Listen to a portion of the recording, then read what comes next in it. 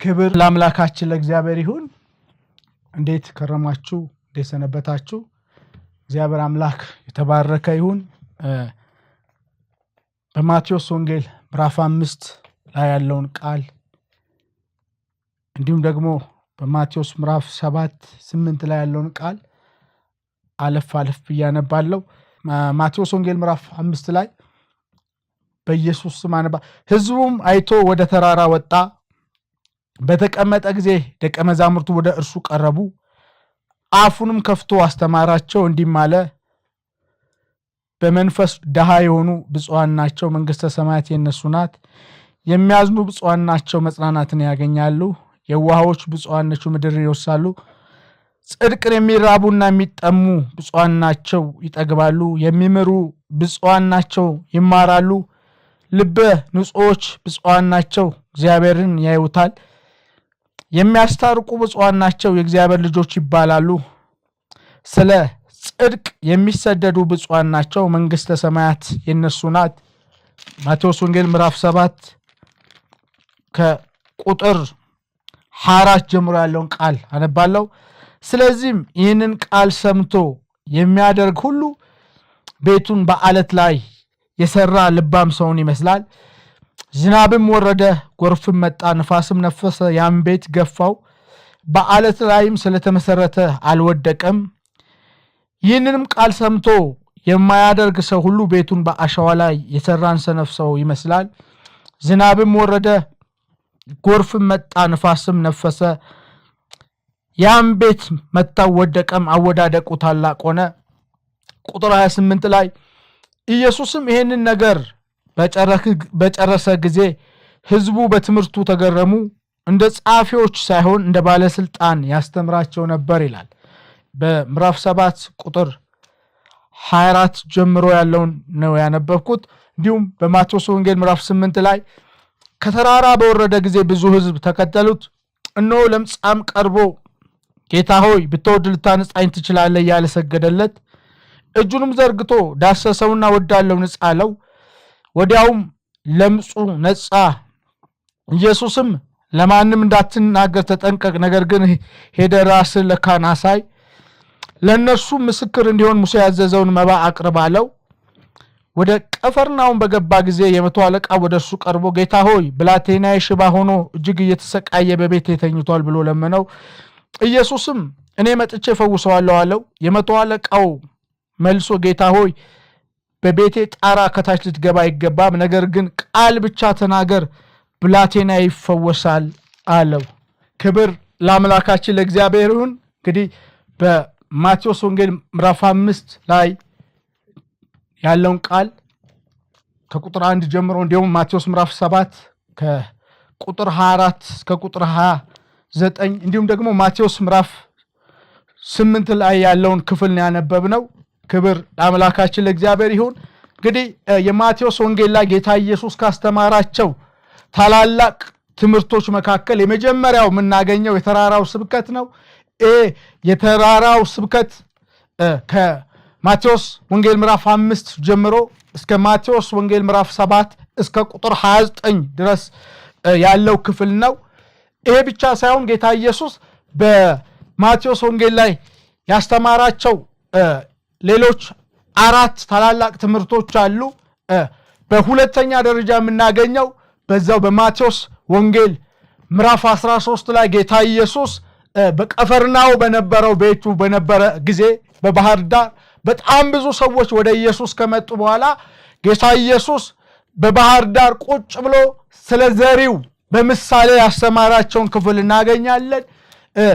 በመንገድ ዳር ስለወደቀው እንዲሁም ደግሞ በድንጋያማ መሬት ላይ ስለወደቀው፣ በሾህ መካከል ስለወደቀው፣ በመልካም መሬት ላይ ስለወደቀው ጌታ ኢየሱስ ስለ ዘሪው ምሳሌ በምዕራፍ 13 ላይ ጌታ ኢየሱስ ሲያስተምራቸው እናያለን። እንደውም ሕዝቡ ከተበተኑ በኋላ ጌታ ኢየሱስና ደቀ መዛሙርቱ ብቻቸውን በቤት በነበሩ ጊዜ ጌታ ኢየሱስ ስለ ዘሪው ምሳሌ ሲጠይቁት ለእናንተ የእግዚአብሔርን መንግሥት ምስጢር ማወቅ ተሰጥቷችኋል ብሎ ጌታ ኢየሱስ ይነግራቸው እንደነበረ እናያለን። ይሄ ብቻ ሳይሆን እዛው በማቴዎስ ወንጌል ምዕራፍ 13 ላይ ስንሄድ ጌታ ኢየሱስ በምሳሌ ምን ያደርጋቸው ነበር? ይነግራቸው ነበር ያለ ምንም ነገር ያለ ምሳሌ አይነግራቸውም ነበር ብሎ መጽሐፍ ቅዱስ ይነግረናል። በሶስተኛ ደግሞ የምናገኘው በማቴዎስ ወንጌል ምዕራፍ 18 ላይ ጌታ ኢየሱስ ሕፃን ልጅን በመካከላቸው አቁሞ እንደዚህ ሕፃን ካልሆናችሁ የእግዚአብሔር መንግሥት አትወርሱም ያላቸውን ክፍል እናያለን። ምክንያቱም እርስ በርሳቸው ማን ነው የሚበልጠው የሚል ክርክር ነበራቸው። በዛ ጊዜ ወደ ቤት ከገቡ በኋላ ጌታ ኢየሱስ ሕፃን ልጅ በመካከላቸው አቁሞ እንደዚህ ሕፃን ልጅ ካልሆናችሁ የእግዚአብሔር መንግሥት አትወርሱም ብሎ ከዛ ሲያስተምራቸው እናያለን። በአራተኛ በዚህ ማቴዎስ ወንጌል ላይ የምናገኘው በማቴዎስ ወንጌል 24 እና ማቴዎስ ወንጌል ምዕራፍ 25 ላይ ስለ መጨረሻው ዘመን ጌታ ኢየሱስ ያስተማራቸውን ክፍል ነው። በተለይ ማቴዎስ ወንጌል ምዕራፍ 24 ላይ ስንሄድ ቤተ መቅደሱን ምን ያደርጉት እንደነበር ሲያስጎበኙት እንደነበረ በዛ ጊዜ ጌታ ኢየሱስ ድንጋይ በድንጋይ ላይ ሳይፈርስ አይቀርም ብሎ ከነገራቸው በኋላ ወደ ደብረ ዘይት ተራራ ከሄዱ በኋላ ደቀ መዛሙርቱ ሲጠይቁት እናያለን። ደቀ መዛሙርቱ የዚህ ነገር ምልክቱ ምንድን ነው ብለው መቼ ነው የሚሆነው ብለው ጌታ ኢየሱስን ሲጠይቁት ጌታ ኢየሱስ ደግሞ ስለ መጨረሻው ዘመን ሲያስተምራቸው እናያለን። ማቴዎስ ወንጌል ምዕራፍ 24 እንዲሁም ማቴዎስ ወንጌል ምዕራፍ 25 ላይ ይህንን እናያለን። ይህ ብቻ ሳይሆን በሉቃስ ወንጌል ምዕራፍ 21 ላይም ሄደን መጽሐፍ ቅዱሳችንን ስንመለከት ጌታ ኢየሱስ በቤተ መቅደስ ውስጥ ሆኖ ምን ያደርግ ነበር? ይመለከት ነበርና ብዙዎች ምን ያደርጉ እንደነበር መባቸውን ይሰጡ ነበር፣ ባለጠጎች ይሰጡ ነበር። ጌታ ኢየሱስ ቆሞ ይመለከት ነበር። በዛ ጊዜ አንዲት መበለት ሴት ምን አደረገች ይላል? መባ ስትሰጥ ጌታ ኢየሱስ ስለዛች ሴት ሲመሰክር እናያለን። እውነት እውነት እላችኋለሁ ሌሎቹ ከትርፋቸው፣ እች ሴት ግን ያላትን ከጉድለቷ ያላትን ትዳሯን ሁሉን ነገር ነው የሰጠችው ብሎ ጌታ ኢየሱስ ስለዚህ ሴት ሲመሰክር እናያለን። ከዛ በኋላ ከቤተ መቅደሱ ከወጡ በኋላ ሉቃስ ወንጌል ምዕራፍ 20 ከቁጥር 5 ጀምሮ ስንመለከት ጌታ ኢየሱስ ስለ መጨረሻው ዘመን ሲያስተምራቸው ደቀ መዛሙርቱ ከጠየቁት በኋላ ጌታ ኢየሱስ ሲያስተምራቸው እናያለን። ስለ መጨረሻው ዘመን ምልክቶች ጌታ ኢየሱስ በዚህ በሉቃስ ወንጌል ምዕራፍ 21 ከቁጥር 5 ጀምሮ ሲያስተምራቸውና እዛው ሉቃስ ወንጌል ምዕራፍ 21 ላይ ወደ ቁጥር 36 35 አካባቢ ስትሄዱ ጌታ ኢየሱስ ትምህርቱን ሲጨርስ አንድ ነገር ሲላቸው እናያለን። ከሚመጣው ቁጣ ታመልጡ ዘንድ ይላል በሰው ልጅ ፊት መቆም ይቻላችሁ ዘንድ ሳታቋርጡ ምን በሉ ጸልዩ ሲላቸው እናያለን። ስለዚህ ጌታ ኢየሱስ በሉቃስ ወንጌል ምዕራፍ 1 ከቁጥር 5 ጀምሮ የጀመረውን ትምህርት ስለመጨረሻው ዘመን ምልክቶች ጌታ ኢየሱስ ካስተማራቸው በኋላ በዛው ወደ ቁጥር 35 አካባቢ ስትሄዱ ጌታ ኢየሱስ ትምህርቱን ሲያጠቃልልላችሁ ከሚመጣው ቁጣ ታመልጡ ዘንድ ይላል።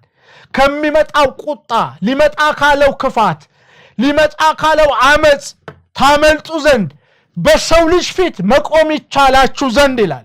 በሰው ልጅ ሉቃስ ጌታ ኢየሱስን የሰው ልጅ ብሎ ነው የሚጠራው። ስለዚህ በሰው ልጅ ፊት መቆም ይቻላችሁ ዘንድ ምን በሉ ይላል ሳታቋርጡ ጸልዩ ሲል እናያለን። ስለዚህ ጌታ ኢየሱስ በዚህ በሉቃስ ወንጌል ምዕራፍ 21 ቁጥር 35 እና ቁጥር 36 ላይ ይሄንን ሲላቸው እናያለን። እንግዲህ ቅድም ያነበብኩት በማቴዎስ ወንጌል ምዕራፍ 5 እስከ ምዕራፍ 7 ያለውን እስከ መጨረሻው ያለውን ክፍል ነው ያነበብኩት። እንግዲህ ማቴዎስ ወንጌል ምዕራፍ 5 ላይ ጌታ ኢየሱስ በጣም ብዙ ሕዝብ ባየ ጊዜ ምን አደረገ ይላል? ከደቀ መዛሙርቱ ጋር ወደ ተራራ እንደወጣ በተራራ ላይ ሆኖ ደግሞ አፉን ከፍቶ እንዳስተማራቸው እናያለን።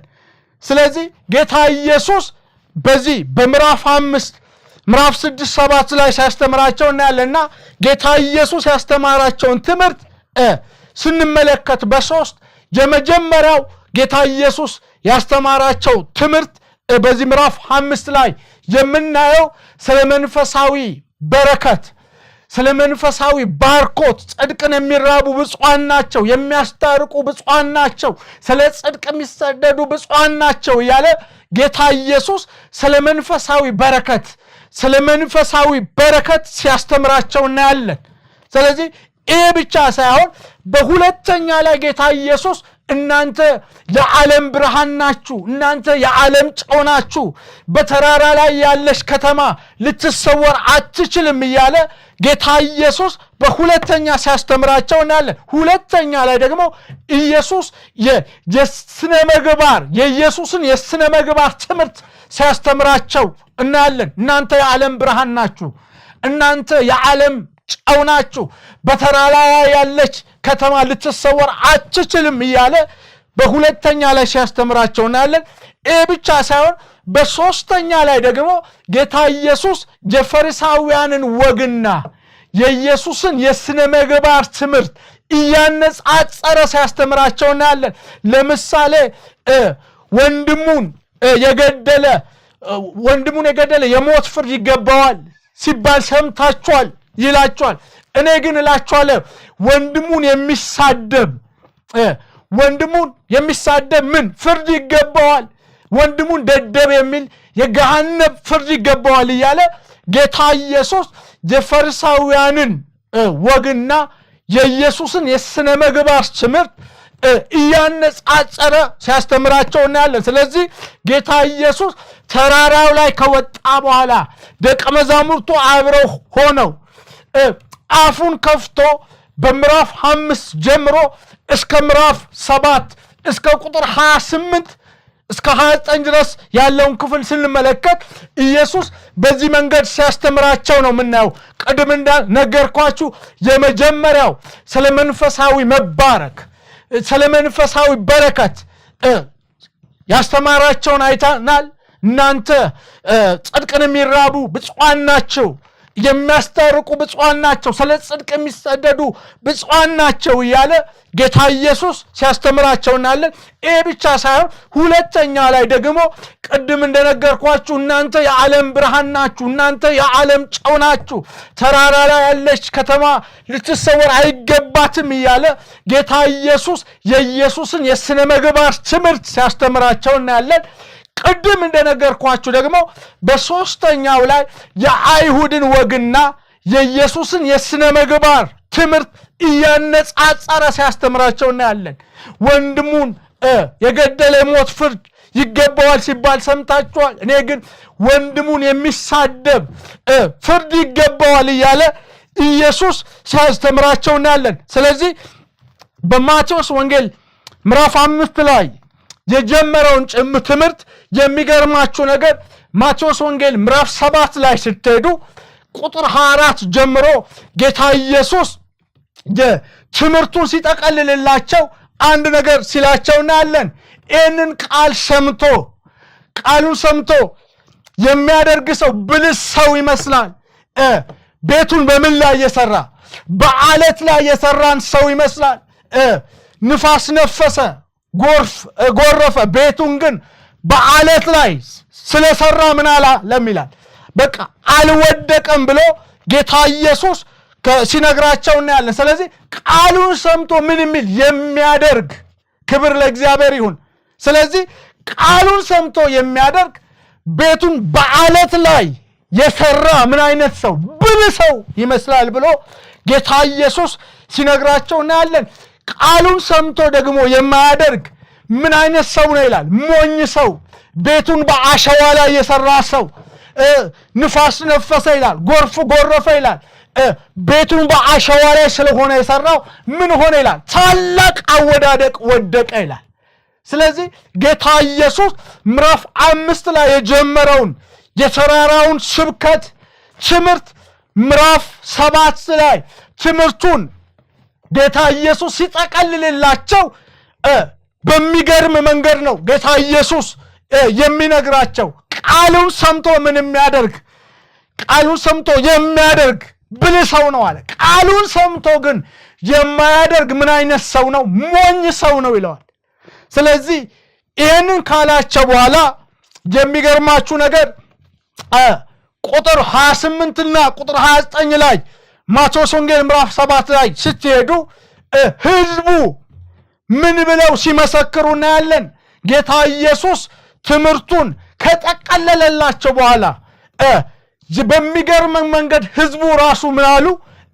እንደ አይሁድ መምህሮቻችን ሳይሆን፣ እንደ ፈሪሳውያን ሳይሆን፣ እንደ ሌዋውያን ሳይሆን፣ እንደ ጻፍታን ሳይሆን እንደ ባለስልጣን ምን ብሎናል? አስተምሮናል ብለው ጌታ ኢየሱስ ስላስተማራቸው ትምህርት ምስክርነት ሲሰጡ ታያላችሁ። ቁጥር 28 እና ቁጥር 29 ላይ እንደዚህ አሉ። እንደ አይሁድ መምህሮቻችን አይደለም አሉ፣ እንደ ፈሪሳውያን አይደለም፣ እንደ ባለስልጣን አስተምሮናል ብለው ሲመሰክሩ እናያለን። ምክንያቱም ጌታ ኢየሱስ ያስተማራቸው ቃል ስልጣን ያለው ቃል፣ ህይወታቸውን የሚለውጥ ዘመናቸውን የሚቀይር ስልጣን ያለው ትምህርት እንዳስተማራቸው የሚገርማችሁ እነሱ የመሰከሩት በዚህ በማቴዎስ ወንጌል ምዕራፍ 7 ቁጥር 28 ላይ 29 ላይ ያለውን በማቴዎስ ምዕራፍ 8 ላይ ያንን እናያለን። ከተራራው በወረደ ጊዜ ብዙ ህዝብ ተከተሉት። እነሆ ለምጻም ቀርቦ ጌታ ሆይ ብትወድስ ልታነጻኝ ትችላለህ እያለ ሰገደለት። እጁንም ዘርግቶ ዳሰሰ፣ ወዳለው ንጻ አለው። ወዲያውም ለምጹ ነጻ። ኢየሱስም ለማንም እንዳትናገር ተጠንቀቅ፣ ነገር ግን ሄደ ራስን ለካህናት አሳይ፣ ለነሱ ምስክር እንዲሆን ሙሴ ያዘዘውን መባ አቅርብ አለው ይላል። የሚገርማችሁ ቅድም ብያቸዋለሁ፣ ህዝቡ መስክረው ነበር። ምን ብለው? እንደ አይሁድ መምህሮቻችን ሳይሆን እንደ ባለስልጣን አስተምሮናል ብለው መስክረው ነበር። ኢየሱስ ያስተማራቸው ትምህርት ስልጣን ያለው ህይወታቸውን የሚቀይር ዘመናቸውን የሚቀይር ቃል እንደነበረ የተናገሩት ነገር ግን በዚህ ምዕራፍ 8 ላይ ተግባራዊ ሲሆን እናያለን። እንዴት ብለን ስንመለከት ምዕራፍ 5 ላይ ጌታ ኢየሱስ ከደቀ መዛሙርቱ ጋር ወደ ተራራ ላይ ነበር የወጣው፣ በጣም ብዙ ህዝብ አይቶ። ምዕራፍ 8 ላይ ግን ጌታ ኢየሱስ ከተራራ እንደወረደ እናያለን። ከተራራ ሲወርድ ግን ደቀ መዛሙርቱ ብቻ ሳይሆን በጣም ብዙ ህዝብ አብሮት እንደነበሩ እናያለን። ምክንያቱም ተራራ ላይ ሆኖ የእግዚአብሔርን ቃል ሲያስተምራቸው፣ የእግዚአብሔርን ቃል ሲነግራቸው የነበሩ በጣም ብዙ ህዝብ አብረውት እንደነበሩ። ከተራራ በወረደ ጊዜ ግን የሚገርማችሁ አንድ ለምጻም ሰው መጽሐፍ ቅዱስ ሲናገር የቆዳ በሽታ ያለበት ሰው ጌታ ኢየሱስ ተራራ ላይ ሆኖ የተራራውን ስብከት ሲያስተምር የእግዚአብሔርን ቃል ሲናገር ለምጻም ሰው ከህዝቡ መካከል የነበረ ሰው እንደሆነ እናያለን። ምክንያቱም ለምጻም ነው፣ የቆዳ በሽታ አለበት፣ ህጉ አይፈቅድለትም ከህዝቡ ጋር ለመቀላቀል። ይህ ብቻ ሳይሆን ህዝቡ ፊት መሆን አይችልም፣ ህዝቡ መሃልም መሆን አይችልም፣ ከህዝቡ ጋር አብሮ መሆን አይችልም። ምክንያቱም ህጉ አይፈቅድለትም፣ ለምጻም ነው፣ የቆዳ በሽታ ያለበት ሰው ነው። ነገር ግን ጌታ ኢየሱስ የእግዚአብሔርን ቃል ሲያስተምር፣ የእግዚአብሔርን ቃል ሲነግራቸው ይህ ሰው ምን ያደርግን እንደነበር የእግዚአብሔርን ቃል ሲሰማ ነበር። ከህዝቡ መሃል ባይሆንም፣ ከህዝቡ ፊት ባይሆንም፣ ከህዝቡ አጠገብ ባይሆንም፣ ተገልሎ ህጉ ባይፈቅድለትም ከኢየሱስ አፍ የሚወጣውን ስልጣን ያለውን ቃል ህዝቡ የመሰከሩለትን እንደ አይሁድ መምህሮቻችን ሳይሆን እንደ ባለስልጣን አስተማረን ያሉትን ቃል ይሰማ ነበር።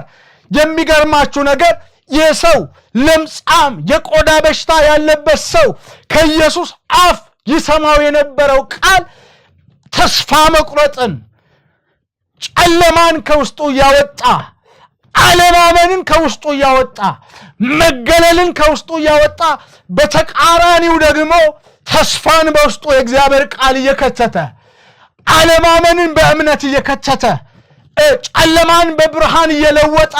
ምክንያቱም ይህን እንዴት ነው የምናረጋግጠው? ኢየሱስ ከተራራ በወረደ ጊዜ ደቀ መዛሙርቱ አሉ፣ በጣም ብዙ ሕዝብ አብሮት አለ። ይሄ ሰው ምን አደረገ ይላል? ቀጥታ ወደ ኢየሱስ ሄዶ ሕግ አይፈቅድለትም ከሕዝቡ መሃል እንዲቀላቀል። ነገር ግን ይሄ ሰው ሕዝቡን አቋርጦ ሄዶ ኢየሱስ አጠገብ ሄዶ በሚገርማችሁ መንገድ አንድ ነገር ሲለው እናያለን። በዚሁ በምዕራፍ 1 ላይ እነሆ ለምጻምም ቀርቦ ጌታ ሆይ ብትወድ ልታነጻኝ ትችላለህ እያለ ሰገደለት ይላል። የሚገርማችሁ ይሄ ሰው በቃ ሄዶ ኢየሱስ አጠገብ ኢየሱስን ካገኘው በኋላ አንድ ነገር ነው ያደረገ፣ ሰገደለት ነው የሚለው። ለምጻም ነው፣ ነገር ግን ለኢየሱስ የሚገባውን ክብር እንደሰጠው እላዩ ላይ ያለበት ነቀፌታ ከሕዝቡ ጋር እንዳይቀላቀል የሚያደርገው ሕጉ የማይፈቅድለት ነገር ቢኖርም ይሄ ሰው ግን ያንን ሕግ ሁሉ ጥሶ ሄዶ ኢየሱስ አጠገብ ከደረሰ በኋላ ሰገደ። ምክንያቱም ለጌታ የሚገባውን ክብር ከሰጠ በኋላ አንድ ነገር ነው ያለው፣ ብትወድ ልታነጻኝ ትችላለህ። ሃሌሉያ። ስለዚህ ይሄ ሰው አለማመን በእምነት ውስጡ እንደሞላ፣ አለማመን ከውስጡ ወጥቶ እምነት እንደሞላው፣ ተስፋ መቁረጥ በተስፋው እንደተቀየረ እናያለን። ጨለማ መገለል ከሱ ላይ ተነስቶ በተቃራኒው ደግሞ የእግዚአብሔር ብርሃን በዙሪያው እንደነበረ፣ ምክንያቱም ኢየሱስ አጠገብ ከደረሰ በኋላ ኢየሱስን ያለው ብትወድ ነው ያለው። ብትወድ በሌላ አማርኛ ኢየሱስን እያለ ያለው ነገር ፍቃድህ ቢሆን ነፃ ታወጣኛለህ፣ ይሄ ለአንተ ቀላል ነው። ነገር ግን ያንተ ፍቃድ ለምጻም ሆኜ እንድቀጥል ከሆነ ያንተ ፍቃድ ይሁን ብሎ ነው የኢየሱስን የመፈወስ ኃይል አምኖ ነው የመጣው። የሚፈልገው ኢየሱስ አጠገብ የእግዚአብሔርን ፍቃድ ነው። ምክንያቱም የእግዚአብሔር ፍቃድ ነፃ እንዲወጣ ከሆነ ነፃ እንዲያወጣው፣ እንደዚህ ለምጻም ሆኖ እንዲቀጥል ከሆነ ደግሞ የእግዚአብሔር ፍቃድ ሕይወቱ እንዲሆን ነው። ይሄ ነገር ይሄ እምነት ከየት ነው የመጣ ነው ብለን መጽሐፍ ቅዱሳችንን ስንመለከት ኢየሱስ ተራራ ላይ ሆኖ ያስተምረው የነበረው ያ ቃል በዚህ ሰው ሕይወት ውስጥ የነበረውን እያንዳንዱን ነገር የእግዚአብሔር ቃል ስልጣን ያለው ስለሆነ ያ ከኢየሱስ አፍ የሚወጣው ቃል በሕይወት ውስጥ በሁለንተና ውስጥ ያ ቃል ኃይል ይገለጥ ስለነበር ኢየሱስ አጠገብ ከደረሰ በኋላ የኢየሱስን ፍቃድ ነው የፈለገው። በዛ ጊዜ ነው ጌታ ኢየሱስ ምን አለ? እወዳለሁ ንጻ አለው ይላል። ወዲያውኑም ከለምጹ ነጻ ይላል። ዛሬ በኢየሱስ ስም ይህን ቃል የምሰሙ ሰዎች ሁሉ ዛሬ ይህን ቃል ሕይወታችሁ ላይ አውጃለሁ። ይሄ ሰው ያደረገው ነገር ይሄ ነው። ኢየሱስ ፊት ከደረሰ በኋላ መጀመሪያ ያደረገው ነገር አንድ ነገር ነው። በኢየሱስ ፊት ሆኖ ሰገደ፣ ክብር ሰጠው። የሚገባውን ክብር ከሰጠው በኋላ ከዛ በኋላ ነው ኢየሱስን የጠየቀው፣ ብትወድ ፍቃድ ቢሆን ልታነጻኝ ትችላለህ አለው። ያኔ ኢየሱስ እንዳል ፍቃዴ ነው ንጻ አለው። ዛሬ በኢየሱስ ስም ይህን ቃል የምሰሙ ሴቶች፣ ወንዶች፣ እናቶች በዚህ ሰዓት ጸልያለሁ። የእግዚአብሔር ቃል ኃይል እንዳገኛችሁ ዘመናችሁ ላይ፣ ሕይወታችሁ ላይ፣ ዕድሜያችሁ ላይ ያለ የትኛው ነገር ቢኖር እንዲፈታ ዛሬ ጸልያለሁ። ነፃ እንድትወጡ።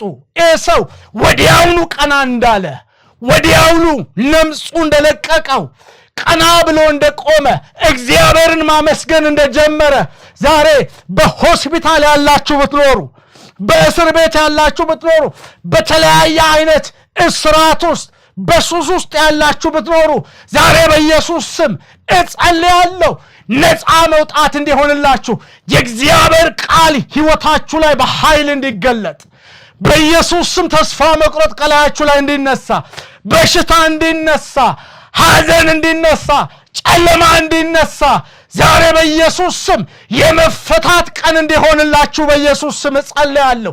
ክብር ሁሉ ለእግዚአብሔር ይሁን።